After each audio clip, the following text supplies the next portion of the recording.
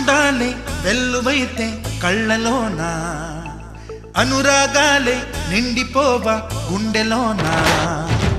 ఆనందాలే వెల్లువైతే కళ్ళలోన, అనురాగాలే నిండిపోవా గుండెలోన.